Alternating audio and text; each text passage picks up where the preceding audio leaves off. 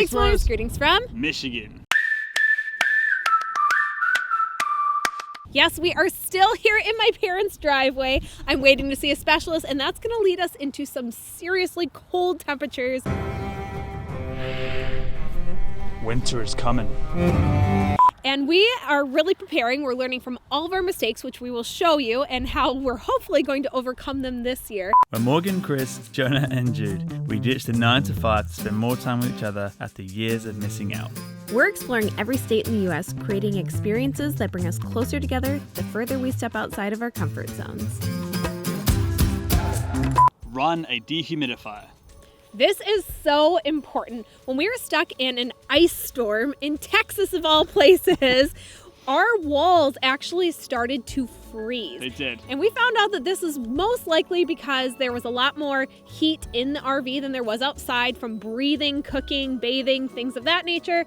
And so it was not a good combination. So we ran dehumidifiers, which helped a little bit. And then we also found out this extra bonus tip that you really should be cracking a window if that happens, because it's probably not as humid outside as it is inside. And it should help a little bit. It's one of those things that sounds counterintuitive, really, does. because like you run a dehumidifier in the winter, right? And sorry, in the summer to get rid of that water in the air. But no, if you're in the freezing cold temperatures and you're in the RV and you get hot in there and you heat in the RV, then you have to run a dehumidifier. And crack a window. Yes. So weird. Use Reflectix.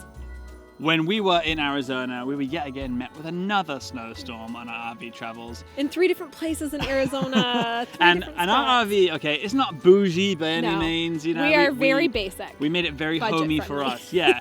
And no double pane windows in ours, which would No. probably come in clutch at these yes, and in we these found out situations. the windows let out a lot of heat, actually. So this tip we found out, if you buy something called Reflectix, which is fairly cheap, I think it's like $30 for a roll, I believe.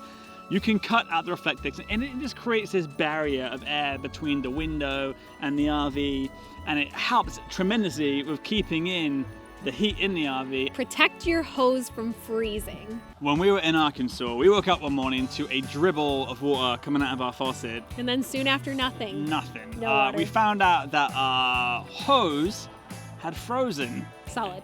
Frozen solid. And so we had to find a solution pretty quickly, and we found some electrical cord that you can tape to your hose that has a thermostat on it that will control the temperature of the hose and make sure that the water is running through that hose.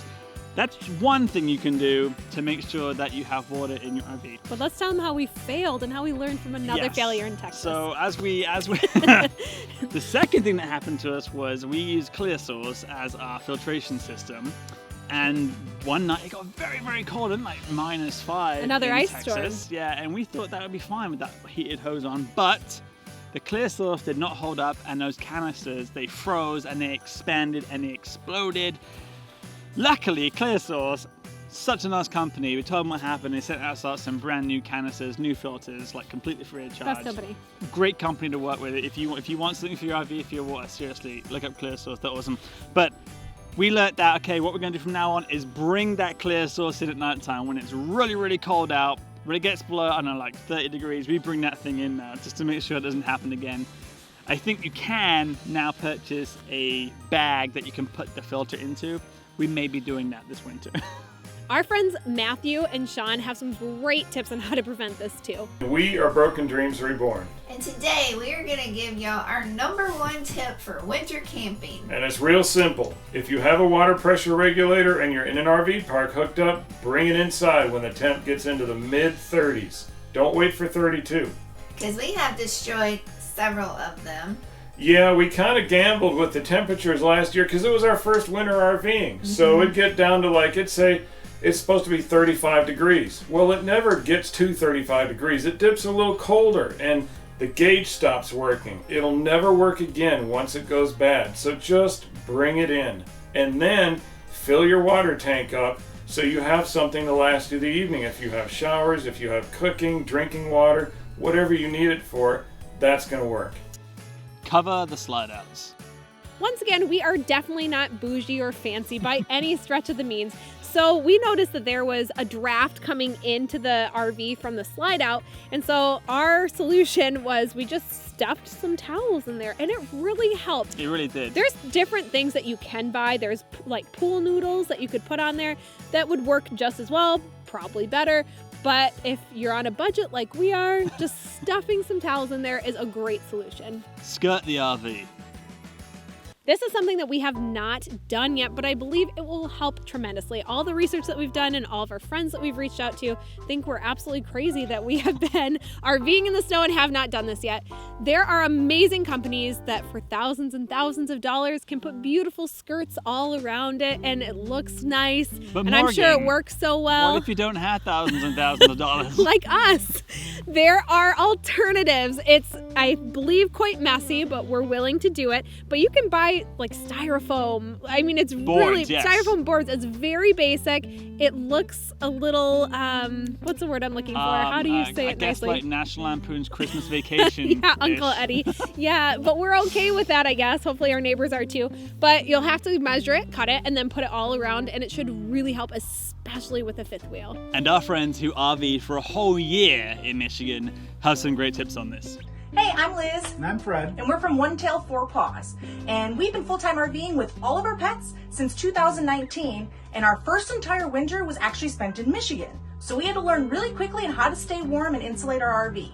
So one of the first things that we did in both our previous RV and this new one was replace our curtains. One, we didn't really like the box look of those box cornices that were on there, but also we ended up getting energy efficient blackout curtains. We bought ours from Amazon, but I know Walmart and other places sell them as well, and they always offer lots of different colors. But the important thing is that they're both blackout and energy efficient, making them extra thick and actually will insulate the windows, because your windows are going to be a huge loss of the heat that you want to be kept in the RV.